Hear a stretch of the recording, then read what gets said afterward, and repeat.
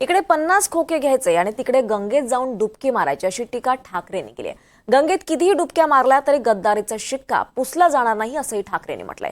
उद्धव ठाकरेंनी आत्मपरीक्षण केलं पाहिजे, तसंच ठाकरेंनी आरसा बघितला पाहिजे असा टोला फडणवीसांनी त्यांना लगावलाय. नमोमी गंगा वगैरे आहे, सगळ्या गंगेबद्दल मान आहे, सन्मान आहे सगळे. पण मी जाऊन नुसतं गंगेमध्ये स्नान करून आलो, इकडे 50 खोके घेतले आणि तिकडे डुबकी मारून आलो. उपयोग काय त्याचा? इकडे घ्यायचं, इकडे गद्दारी करायची, महाराष्ट्राची गद्दारी करायची. 50 खोके घ्यायचे आणि तिकडे जाऊन डुबकी मारून आला म्हणजे कोणाचं पाप नाही धुतलं जात. गद्दारीचा शिक्का तसाच राहणार आहे, किती डुबक्या मारा.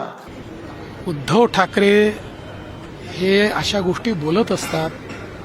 रोज जर त्याला उत्तर द्यायला लागलो तर एवढा वेळ थोडी माझ्याकडे आहे.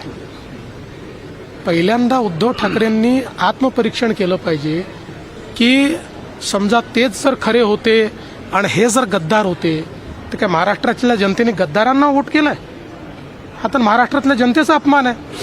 महाराष्ट्रातल्या जनतेने ज्यांना निवडून दिलं आणि शिवसेना म्हणून ज्यांच्यावर शिक्कामोर्तब केला त्याला तुम्ही गद्दार म्हणताय. मला वाटतं तुम्ही आरसा बघितला पाहिजे असं माझं मत आहे. बाळासाहेबांचे विचार, बाळासाहेबांची शिवसेना आणि बाळासाहेबांचा धनुष्यबाण याबरोबर ज्यांनी बेईमानी केली, जे पाप केलं ते पाप धुण्यासाठी मी गेलो तिकडं असं म्हटलं पाहिजे त्यांनी.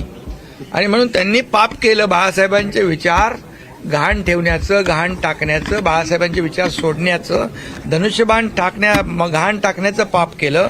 शिवसैनिकांचं खच्चीकरण करण्याचं पाप केलं. ते पाप धुवायला मी तिथे गेलो. आता काय बोला?